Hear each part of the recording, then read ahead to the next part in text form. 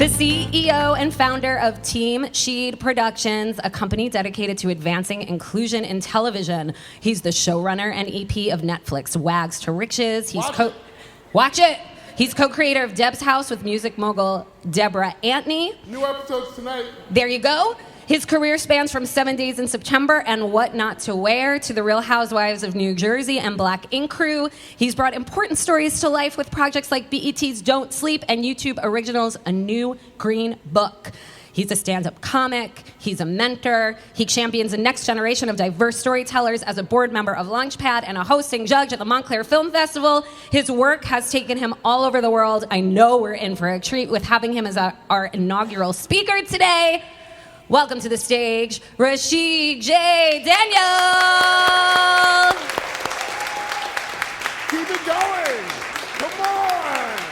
Come on. Wait. Let's do it with rhythm. Let's do it with rhythm. 1, 2, 1, 2, 1, 2. 1, 2. That's all we want to work up. Let's go. Let's go! Let's go! Let's go!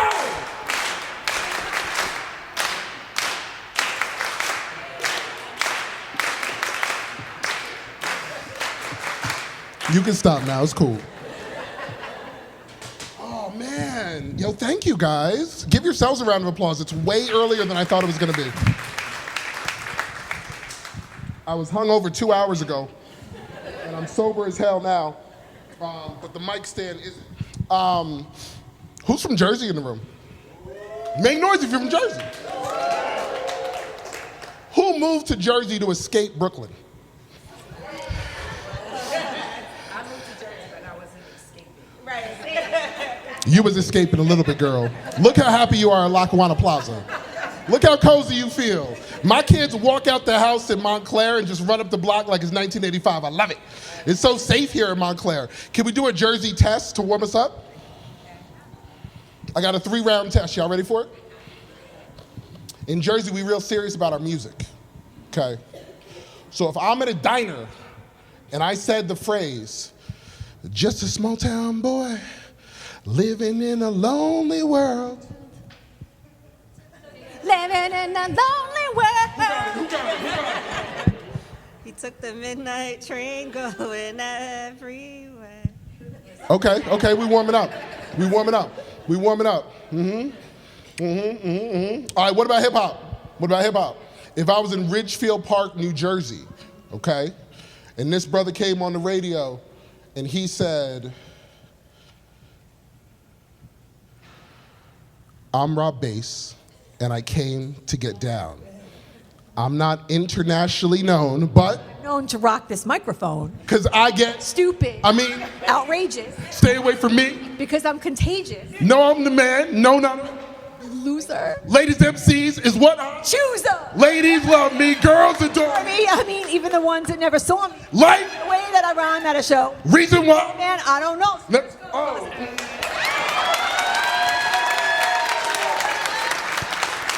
That was a good warm up. That's enough, man. That's enough. You passed the test. Give it up for her. She said I'm a Jewish girl. What? White Jewish girl from New Jersey. They love hip hop.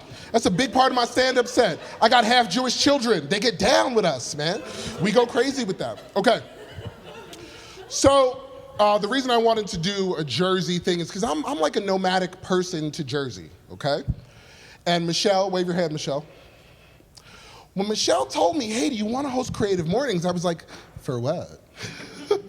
Like, what are we doing? And she said, oh, I want to create community around the word nomad. I said, hold on, let me look up the word nomad. Because why does she want me? Michelle, you said this was voted from what group? There's a chapter that started this.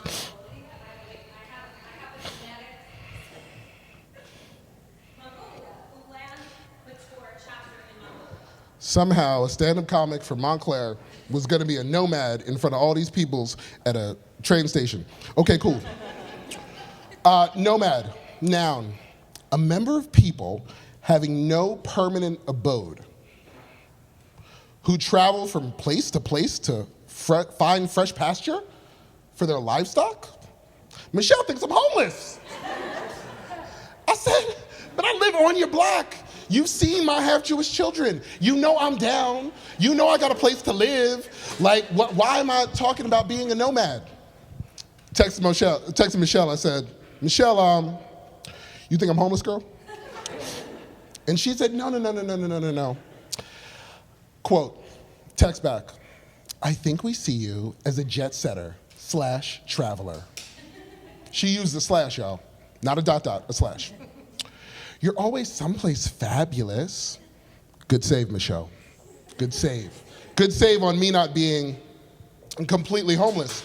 But then I texted her back and I said, okay, so I think I get it. I'm a television producer. I'm an executive of a television show that airs tonight at 9:30 on WeTV called Deb's House. Give it up.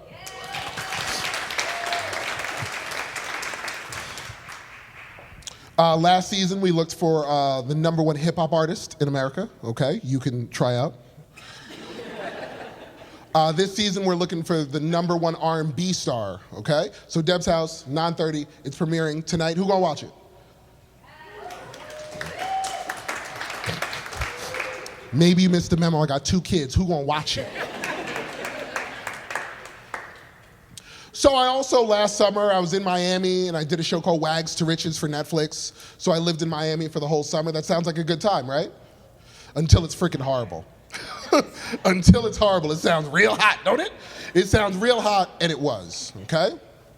So I started to say to myself, okay, maybe Michelle does not think I'm homeless. Maybe Michelle thinks that I do go to fabulous places. Maybe I have been to London. Maybe I have been to Korea. Maybe I have been to some great places. So I said to Michelle, okay, maybe this is really a story about this being the life that I chose or the life that chose me. And she said, yeah, that. She said, yeah, do that motivational stuff you do. You know, do the thing. Run it from the back, do the clapping, you know, do the whole thing. So I said, okay, I got you. But I think me being a nomad, the real story is that, in my opinion, I've become my ancestors' wildest dreams. That in a lot of ways, my story starts way before I'm even born. In 1944, a guy was born in St. Kitts, small island in the Caribbean. You could drive around the whole thing and get around it in an hour, okay? His name was Rovin Daniel. We share the same initials, okay? It's my dad. Okay, he's still alive to this day, 80-something years old, kicking and screaming right now in his backyard, pulling out some weeds, okay? Having a good old time. Rovin Daniel saw that there was a small island in St. Kitts, and he knew that he had to become a nomad to get to somewhere better. He joined the Royal Caribbean Army, and every single night, he would get set on guard. And while he was on guard with his rifle, he'd say to his buddy, I'm gonna move to America. And I'm gonna play baseball. And my son, he's gonna be a fighter pilot. So I failed. I'm horrible at baseball. And I am not a fighter pilot, but I buy great blazers. I do, no. This is actually from my brother on Church Street. So Rovin came here in 1965, right? With almost no money in his pocket. And he hitchhiked from JFK. Because his boy forgot to pick him up. And this word has become kind of like tough in America right now. But oh my God, he was an immigrant, right? So he didn't go to college, he kind of trained himself, he worked his way up, he couldn't afford his rent in Harlem at one point. He hates when I tell this part of the story. And he decided to move to Brooklyn. He was like, I'm gonna go to a trade school in Brooklyn, and I'm gonna get my trade, I'm gonna become an electrical engineer, I'm gonna teach myself, I'm gonna make this happen. And while he's walking down the street in Brooklyn, he bumps into a woman who had just immigrated from Panama, Central America. Her name is Patricia. And he rolls up on her with an afro. And he says, hey, can I shop with you? She was like, sure, my name's Gloria. It's really Patricia, but you seem weird. He then shopped with my mother down Fulton Street in Brooklyn. And he walked into a record shop. And this boy from St. Kitts, who had a dream of raising a family, a kid that played baseball, a fighter pilot's son, said, give me 1 second. I'm going in this store real quick. I'll be right back. He goes and gets an album. He picks out the album, he gives it to my mom, and the album is called Baby, I'm For Real. He had her so fast. They were married in 1 year, and they kept being a nomadic people.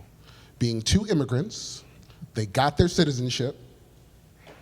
They had a daughter in 1976, and in 1978, they had another child.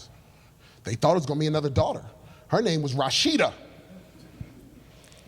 I have feminine qualities, it's cool. I'm open to it. Rasheed had tough times at birth. There was fibroids, there was all these issues. And they were living in Brooklyn, New York, had to escape. And they were like, oh, we can't pull this off, we're never gonna pull this off. Like having a baby with a troubled birth in Brooklyn is gonna be bad. Let's be nomadic one more time, and let's head back to Panama. He should be born on the Panama Canal, and we should call his grandfather and make sure he gets a diplomatic citizenship, because Trump might one day be in office and he gonna need a diplomatic citizenship. So if it all goes wrong, find me in Panama. So the baby is born, and they decide, well, Brooklyn's not really right. Sheepshead Bay, Brooklyn's amazing, it's got great bagels, you know what I'm talking about. It's got amazing bagels, but the school system isn't where we want it to be, so maybe we should move to the suburbs. Racism is still kind of hot, you know, it's kind of a new thing that people are doing in 1980 something. It was, you know, it's crazy now, but you remember the 80s? So they moved to Roselle, New Jersey. And this 4-year-old little boy runs out in the backyard and he says, Daddy bought his house. And despite oil heat, who got oil heat in here? Everybody still got oil heat? That Pearson bill is crazy, you know? When I first moved to Montclair, I had oil heat, it was bananas. So they move into a town called Roselle, New Jersey. While they're there, their son starts acting wild, right?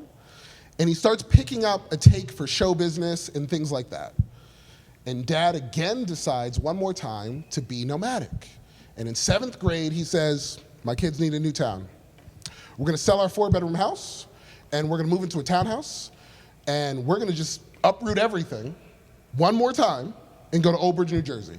Because Old Bridge has a guaranteed success rate at getting kids into Rutgers University, and we are making the first kids in our generational bloodline to go to college. Now, I tell that story like, and it just like kind of flies, but like I didn't realize at that time that I was actually outliving some ancestors' dream, right? I'm like the second kid in my bloodline, the cousins after me are all younger, that went to college. So as a black young man, an immigrant from St. Kitts in Panama, I go to college and I'm supposed to go to Rutgers, and off my PSATs, they give me a free ride to Rowan University in Southern Jersey. Anybody from Rowan? South Jersey? Yeah, it's a small school, I thought it was trash too. So, but I became a big fish in a little pond, so even the thing that I didn't want, I wanted to go to NYU. I wanted to go to Hofstra. I wanted to go to a cool school. I didn't want to go to a state school in New Jersey. That sounded trash to me, right? But I went down there, and I ended up getting a whole bunch of skills that led to my career today, all right? And one of the things that my oldest professor told me, his name is Ned Eckhart, he is still my mentor to this day. In the year 2000, we were in our final class, and he said, if you can, stay young, stay single, stay mobile. She was just like, yeah, you gotta stay single, because it's crazy out here. Dating is the worst, you know what I'm saying? It's really hard. You know, I'm separated, you know, I got 2 kids, you know what I mean? This child support is crazy. So, I say all that to say that being nomadic kind of built the person that I am, right? Within the span of a week, I've been in 4 different cities this week alone. At 6 a.m. this morning when I was hungover, I said to myself, Self, are you gonna make it? And I said, let me DoorDash 3 espresso shots, that'll do it. But I'm here now because I have an important kind of story and kind of message that Creative Mornings is kind of bringing us all together over one common concept, the concept of being nomadic, right? So when I go into my first job interview in New York City, the craziest thing happened. The guy said to me, you're way too funny, don't take this job. And I cut through the toll, At age 21, had zero clue how to like pay a toll in New York City. Do you know what I mean? Where to park. I parked in New York Press Parking because I was like, I'm gonna interview with the press, I can park here. Got a huge old ticket, and the brother was named Anthony Perkins, and he worked at Inside Edition, and he said to me, don't take this job. You're way too charismatic. You're gonna end up sitting in a booth back there. Go get another job. And I was like, but this is the job I want. And he said, no, don't take this job. You don't want this job. So that was the universe, that was God, that was being nomadic, and that was me not giving up. And the geekiest girl from my college left a voicemail on my parents' home voicemail and said, we have a 2-week job at a small production company called BNN. I was like, CNN? She was like, no, BNN. They clearly saw CNN and was like, you know what, we gonna try. We gonna call it Broadcast News Networks. But they were doing small documentaries for A&E investigative reports and things like that. And guess what they needed? Some cheap labor. Guess what I was? Free. So I went up in that jump and I said, you know what? I remember that brother told me that being a transcriber wasn't right for my career trajectory, and maybe I should do something else, right? So I would transcribe tapes on an A&E documentary with one ear open. It's a true story. And I would listen to company gossip while I was pretending to type. Very true story. Because I'm a horrible typer. And the company gossip was in the year 2000, this new thing called HD video had come out, and producers at the time had no clue what to do with it. Producers were mainly writing scripts. Anyone work in television here? Okay. Producers were mainly writing scripts, making huge binders. There were a lot of binders during that time, but no one really knew how to touch a camera. No one really knew how to edit. And I was like, I'll do all that for free. I will throw in all that work for free. Being nomadic one more time, they said to me, hey man, you want to be a producer? And I said, absolutely, do it for free. They gave me $100 a day. $100 a day was my first payroll. When I opened up the huge binder, it said Old Bridge, New Jersey. What? I get to go back to the town that my father moved me to when he sold his house to, okay, God, heard you, let's go. I went back to Old Bridge, New Jersey, and Brandon was gambling. He was a young kid gambling in high school, getting into fights, and I was sitting there with my camera. Brandon's mom looked at me and said, I know you. And I looked at her refrigerator, and it was the girl I went to prom with. And I was like, are you Alexis's mom? Me and Alexis dated the other day, about a couple years ago. She's still crazy, still works at a bar in South Jersey. Shout out to Alexis. The point was, I got on the inside of a story. Somehow, some way, me keeping moving around, missing a job, going here, going there, got me on the inside of a story.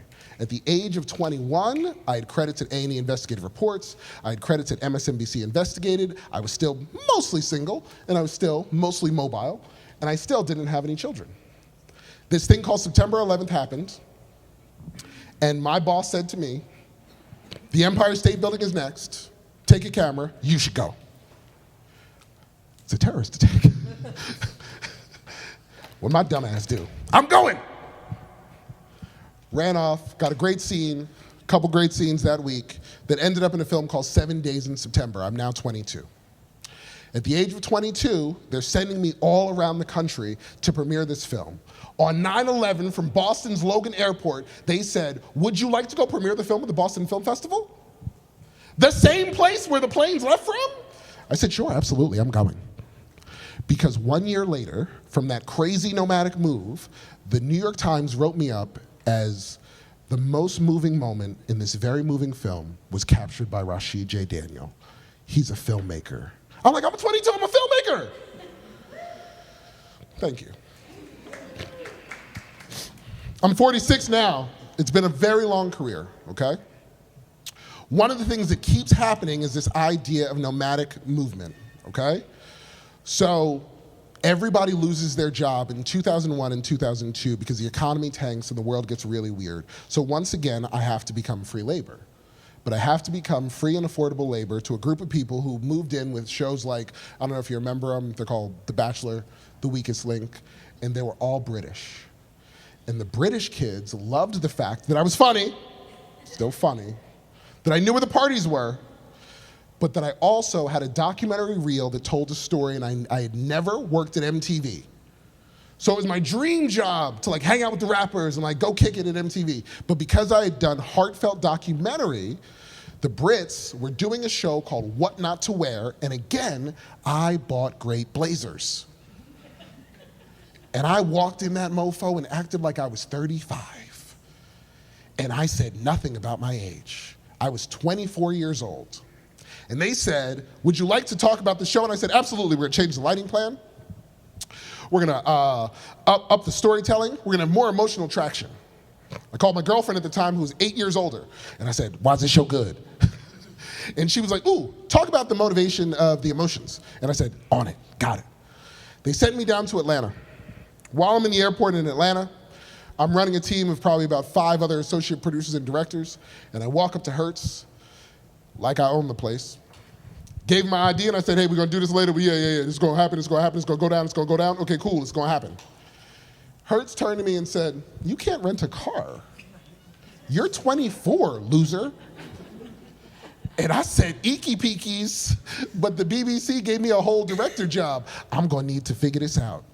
And my whole team looked at me and said, but Nomad, you said that you knew how to direct, so you can't possibly be 24. And I said, give me 1 second. And I took my Nomadic debit card down to budget. And I said, whatever you gotta do, I just need a truck. And they said, well, we gotta, charge you 3 times. And I said, I ain't got that much money in that account. But cool. And that whole trip in Atlanta, I ain't have no cash. I was like, who got the waters? Can you put some waters in my hotel room? But I didn't have the fear, and I kept it moving. And we did a huge surprise in What Not to Wear at the Georgian Terrace Hotel. And the owners of the BBC walked up to me and said, would you like to become a staffer? So that's the skyrocket of my career, right? That one nomadic movement to go down to Atlanta and keep it going, that's the big skyrocket of my career, right? After that moment, everyone starts picking me up, and I work at MTV. Oh my God, that's my dream. I work at this network called Bravo. You guys heard of that? And then I work on this show called Real Housewives of New Jersey. Who's your favorite housewife? Teresa walks up to me. She's my favorite housewife. Because of this moment. She touched my skin. It's awkward as shit. She said, I had a black boyfriend in high school. I said, this is gonna work for me. This is gonna work for me. And she said he was from Patterson, and I gave him my crucifix necklace. And my dad made me go to the projects to go pick it up. I was like, I'm not from the projects, from Old Bridge, just to keep it together. And me and Teresa became really good friends. She's a very nice woman.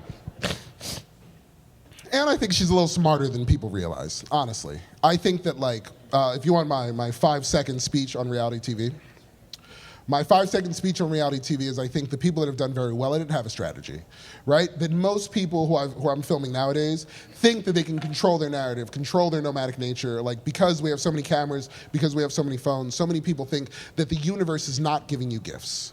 But I think Teresa realized, even when she went to jail on that TV show, I think she realized that these are all gifts that she will follow, and her children are doing amazing. She's got a new life, she's doing amazing. I got love for Teresa. So when I do that show, I'm being a chameleon, right? I'm not really being myself, to be honest. There's a lot of men on that show who are a little bit more sassy than me, who have way better blazers than me and suspenders. I've never worn suspenders. And I'm trying to imitate somebody else. I'm just not even being myself. One night I'm so tired, want to shoot, we're in the Poconos, one of the cast members doesn't want to do anything, and I kick a freestyle rap lyric, and I get them all to come outside. And they said, wait, is Rasheed cool? And I said, I'm cool, come on, stop. And that show becomes the number one rated show on Bravo that year. And once again, my career skyrockets, okay? So what ends up happening is that every single time they need me to run a show or executive produce a show, they ask me to be a nomad.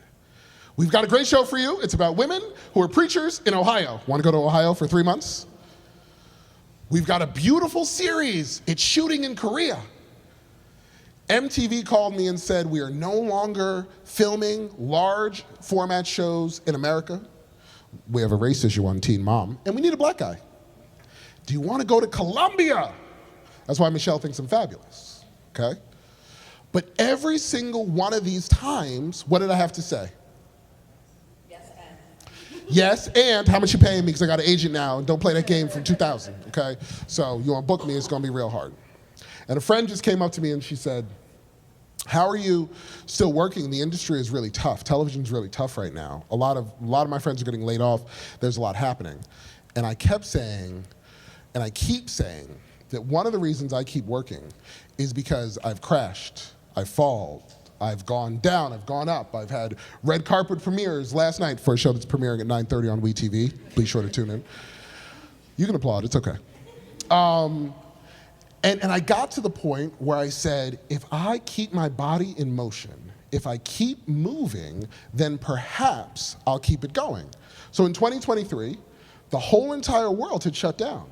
Hulu called me and said, hey, remember that contract we had? We canceled it till 2026. So remember feeding your children? We don't have that for you anymore. And I said, okay, I've got to do something. And I had to start meeting people nomadically in different cities, in different states, and I just started going around and saying, whatever you need, I'm there for you. Because my community was more important than the paycheck at that time. Like me negotiating through an agency and managers and all that stuff became unnecessary. Because all those people kept labeling me as, he's gonna need this much money. And I was like, I just need money. I don't need this much, I need cash. Actual cash and actual flow and actual shows and actual credits. So we did The Love Experiment for MTV. So we did Teen Mom Family Reunion. So then this weird concept happens where I'm pitching my face off from a town called Montclair, New Jersey, a show with a rapper named Remy Ma, and we're gonna be the predominant show for young battle rap women. And at the last second, they say, it's close, but we're not gonna buy it. But I called them back, and I said, let's talk about it one more time. Let's talk about it one more time, and let's get to the point where we actually build a show. And that show turns into the show that is premiering at 9:30 tonight called Deb's House on WeTV. So as I wrap it up, I think the thing that I want to leave you with is that I am my ancestors' wildest dreams. No one knew that a black kid who was the descendant of 2 immigrants from Panama and St. Kitts would end up standing in front of you at Creative Mornings and having a speech with a career as storied and as big as it is now. So my motivational moment that Michelle is standing here waiting for me to deliver, hi Michelle, is move. Be nomadic. Try it out. Get a little crazy. Go a little wild. Do a little bit of what you thought that you weren't supposed to be doing. None of us are getting younger, and we've only got one chance to turn it all around, and that's right now. If you want to do something, try it out. Why not? What's your risk? Right? Because every single time I've crashed and burned, I've picked myself up back from the ashes. I became nomadic, she called me homeless, and that's why we're here today. Thank you guys.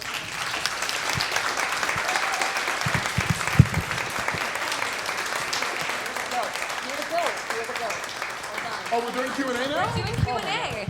We're doing Q&A. Creative Mornings wants to make sure there's time for you all to ask some questions. So I don't know how long this mic stretches, but if you want to raise your hand, something to ask Rasheed. Yes, oh, Charlie, or just like... I'd like to ask that question again. How many people are going to watch Deb's House tonight? How many people are going to watch Deb's House tonight? 1.4 million. Oh, how many others? 1.4 million. Yes, over here. I saw your hand raised. No, I said I was going to watch it. Oh, you're gonna watch it. Amazing. Thank you. Every hand should be raised right now. Are you kidding me? We're all watching Deb's House, WeTV. Yes, 100%. It's funny. It's a funny show. Who has a question? Any question? Come on, we got some time. He's a fascinating person. Literally, yes. How can you follow that nomad spirit when you have children? Oh God, this is really good. This is really good. This is really good. When my son was born, I was living in Harlem. I skipped a very big part of the story. about the fact that we were living in New York and I was very, very successful and my gallbladder exploded. It's a true story, right? And from the gallbladder explosion of stress and all this crazy stuff, I know, it's like I got an anecdote for everything. I texted a friend of mine who lived in Montclair, and I said, should I move to Montclair? Because city life seems to not be doing me well. And she said, here's my realtor. And I moved over to Gordonhurst, right? And my dad, is that where you are? No, we're realtors, so we want to know. Shout out to Jennifer Ashkenazi of West of Hudson Realty. She's West of Hudson's in the building? Let me find out. So when my gallbladder exploded and I was in the hospital and like I wasn't like really taking care of myself and I had to become really spiritual to like get to focus, right? Me and you were talking about the spirit earlier, right? And one of the things that I had to do was I had to go back to one of the first pieces of advice that my father ever gave me, right? And I said, yo, give me advice. He said, I don't want to. You're going to do it. You're going to be fine. And then I said, come on, give me advice. And he said, okay, I'll give you 2 pieces of advice on being a parent. One is children are resilient. They're way more resilient than the adults. That's what my dad said. He's 80-something years old now, right?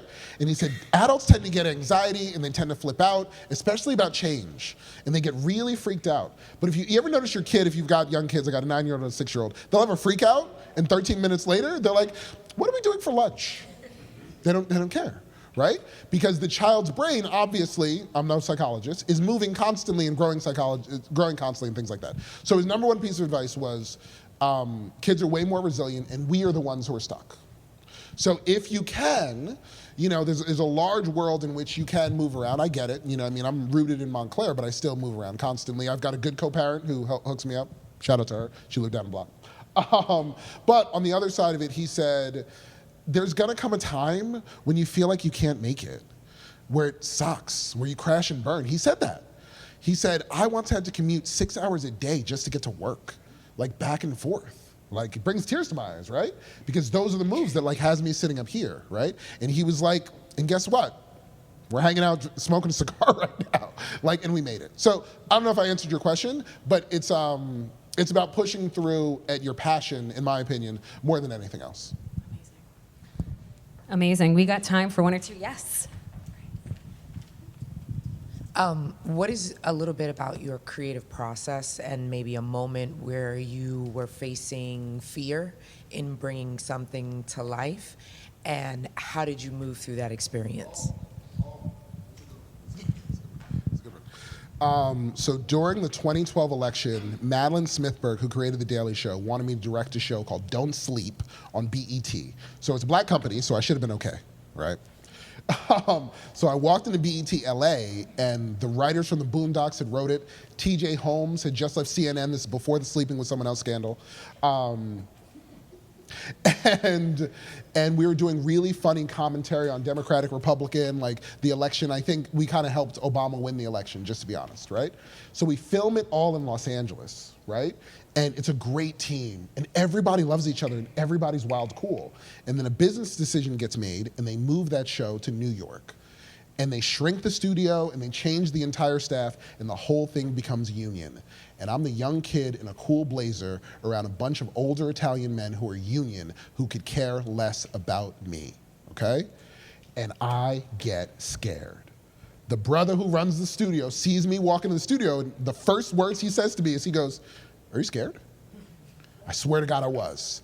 Because I didn't know none of these people. This wasn't none of my homies. We ain't drank together. And I am down and out in Beverly Hills. And the only thing that I had going for me was this personality, to be very honest. So the writers of the show had all worked with me in Los Angeles. Now the tech crew of the show said, this is a union shop. You know what that means, right? And I was like, oh my God, it's Mob. I was like, oh no, oh no. And community is the only thing that saved me. So my advice here, before I finish the story, is that around you there are people that can help you right now. And you might not know that they're sitting in this room. I made an impression on a brother named Kevin. He retired now, because I was really, you know, a nice guy. And I kept walking around and checking on people. Union guys were like kind of clocking in and clocking out. Kevin said, don't look at me. I'm gonna leave my phone number at the coffee stand. I want you to call me tonight. You live in Harlem? I live in Harlem. Call me later. And he said, brother, you came in here too flashy. He said, they don't like your blazers, they don't like your scarves, they don't like none of your outfits, they don't like your jokes, they don't like you dancing in the control room, they don't like none of this. I swear to God. And he said, they're about to fire you. And I said, what? And they did fire me. I got fired from 106 in Park, fully, because I was doing a late night talk show, but the way that the union had protected themselves is they said, cool. If he's gonna come into our studio, then he's gotta direct the whole day. So he's got it, so they were hazing me. He had to direct the daytime shoot of 106 in Park and the nighttime shoot of this show called Don't Sleep, hosted by TJ Holmes. So I cried on those steps in Harlem. It's the first time I had ever been fired, right? And my girlfriend walked up to me, she was like, we ain't got no money? And I was like, of course, that's what you're thinking about. I'm kidding, she's a lovely woman. And then long story short, the creators of the show called me and they said, we got your back.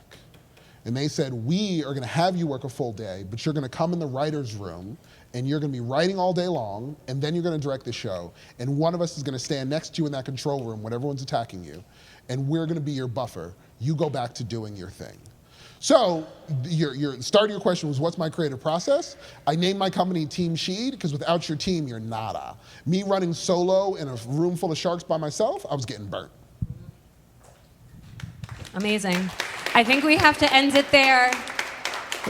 Please give it up for our inaugural speaker, Rasheed J. Daniel. Could not have had a better speaker. You are the GOAT. Thank you, sir, so much. Thank you. Before we close out, I have a few housekeeping things. We have a few fun things. Let's do the fun thing first. Download Adobe. Download Adobe. You have some MTC chapter logos on your table. I would love it. Let's all get in the picture. We're gonna take a group shot. We want you, Angie, where are you gonna be? Okay, so face Angie. Face Angie over here. And we need those MTC signs up in the air. All the volunteers, Georgia, get over here. Caesar, get over here. Jennifer, yes. Thank you. Thank you. Is our whole team? Joey, could you get from outside the video? No? Yeah? I know. Angie will Photoshop you in later.